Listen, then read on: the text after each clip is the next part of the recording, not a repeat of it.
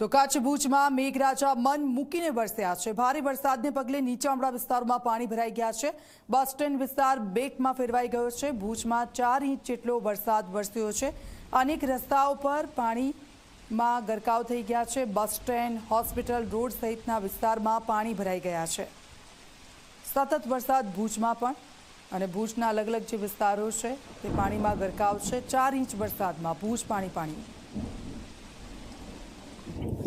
સત્યાચાર વરસાદ બાદ જે ભુજના બસ સ્ટેશન વિસ્તારની જે પરિસ્થિતિ છે અહીં જોઈ શકાય છે કે દુકાનો બંધ પડી છે તો રાહદારીઓ પણ પરેશાન છે। ખાસ કરીને નગરપાલિકા દ્વારા જે કામગીરી કરવામાં આવી છે એ કામગીરીને પણ અત્યારે જે વેપારીઓ છે એ પરેશાન થતા હોવાથી વાત કરશે। અહીં વેપારી સાથે આ વાત કરું। क्या नाम है आपका और क्या काम कर रहे हैं? साहब मेरा नाम सुरेश पारिक है। मैं राजस्थान का हूँ। ये हमारा 42 साल से आइसक्रीम का धंधा है और यहाँ की स्थिति है ना, आप देख सकते हो कि ये मैं 9-10 साल से मैं कंटिन्यू यहाँ रह रहा हूँ और ये पूरा पानी आया तब से ये पानी दिखता है इधर और इसका कोई निराकरण हुआ भी नहीं आज दिन तक।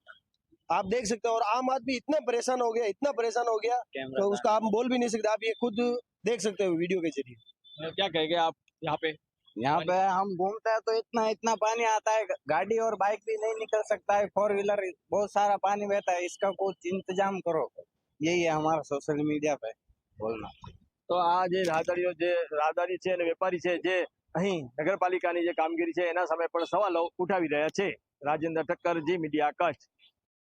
તો કચ્છમાં ભારે વરસાદથી ગાંધીધામમાં જળબંબાકાર। ગાંધીધામના રસ્તાઓ પર પાણી ફરી વળ્યા છે। વરસાદી રસ્તા પર પાણી ભરાવાને કારણે લોકોને હાલાકી પડી રહી છે। અંતરિયાળ વિસ્તારમાં પાણી ભરાતા ભારે મુશ્કેલીનો સામનો ત્યાંના લોકો કરી રહ્યા છે। તો કચ્છમાં સતત વરસાદ, ગાંધીધામના રસ્તાઓ પર વરસાદી પાણી ફરી વળ્યા છે।